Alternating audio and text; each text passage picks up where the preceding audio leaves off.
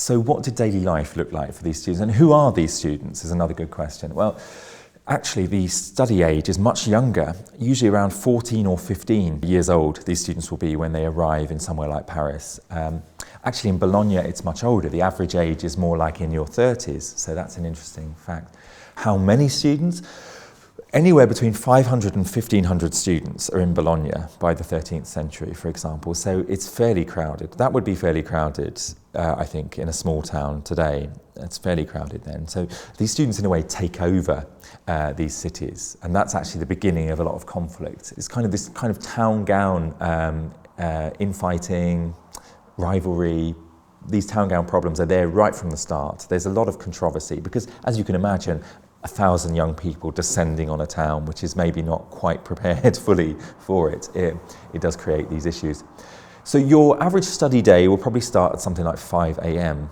You might be getting up with a candle. It's very early. That's because ordinary lectures begin very early in the day. And these are the kind of, they're called ordinary, but really then the special lectures. These are the ones that count. These are the top professors, the top masters, lecturing on the most important texts. Later on in the day, you have the extraordinary lectures, which actually, despite their name, are actually the sort of more cursory, the more peripheral lectures. And these might be on texts that are important, but not that important, not central to your study. These also might be lectures, these extraordinary lectures might also be by masters who are training still, maybe young scholars, maybe even bachelor students who just want to try out, kind of teacher training. There will also be more intense study sessions, there will be informal discussions. As you imagine, the learning moves from the kind of formal setting to the more informal. There will be learning in pubs and bars and taverns and things like that as well. So the basis of your education, the foundation if you like, are the 7 liberal arts. These are the 7 foundational subjects that you need to do, every student needs to do before you can go on to a higher form of learning like theology or medicine or law. Okay. So these 7 liberal arts will be split up into kind of like the arts and the sciences. On the one hand you have grammar, rhetoric and logic. These are the arts. And on the other hand, you have the sciences, the 4 kind of scientific subjects, the quadrivium. This will be music, arithmetic, geometry, and astronomy. Okay. The arts are designed really to get you to learn how to speak, communicate, and think in Latin, in the Latin language. A lot of this is elementary Latin learning. This will be your kind of grammar. How does the Latin language work? And this is so important because it means that every student, whether they're studying theology or medicine or law, can speak in a common language, Latin, and they can communicate with some common foundational principles. So in logic, for example, you read the text of Aristotle and you learn how to make an argument, how to tear an argument apart, how to use a syllogism, how to think clearly as Aristotle laid it out in ancient Greece. And rhetoric too, how to communicate those ideas in an effective way. That was an important part of this education too. The sciences, you might wonder why music and astronomy are part of the sciences. We're really looking for these foundational principles of harmony in the universe. And a lot of these texts will be, very old indeed. There'll be Boethius, 5th century text of music. There will be Euclid even for geometry and so on. So this will be your foundation of your study. You will then move on to your more advanced studies. So if you're in Paris and you're studying theology, what you need to do next really is find yourself access to a copy of the Glossa Ordinaria. This is a wonderful text. This is our first kind of major textbook that exists in the university tradition. This is a grand compendium, which is made around about the year 1100, a grand compendium of all of the commentaries and thoughts about Scripture by all the church fathers and the authorities, like people like Augustine, Gregory the Great, Saint Jerome. What have people said before about the great mysteries of the faith? When Jesus says, sell all you own if you want to follow me, well, what does this mean? What did the church fathers mean? You're a young 15-year-old, or maybe by this age, 17-year-old student tackling these texts. You're not doing it alone. You're sitting there at 5 a.m. with your candle, and you're reading what all of the great minds before you have thought about these great mysteries. Would you own a copy of the Glossa Ordinaria? It's very unlikely. More likely you will pass a copy around, or you may visit a copy.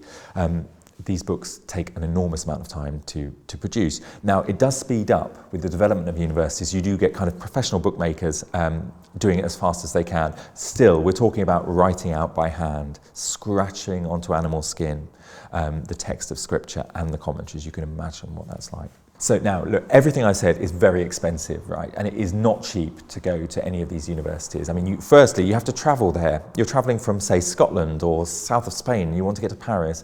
That's expensive on its own. Couldn't happen without a money economy, by the way. You can't turn up with a flock of sheep and say, look, I'm going to pay with this. No, you have to have money to do it.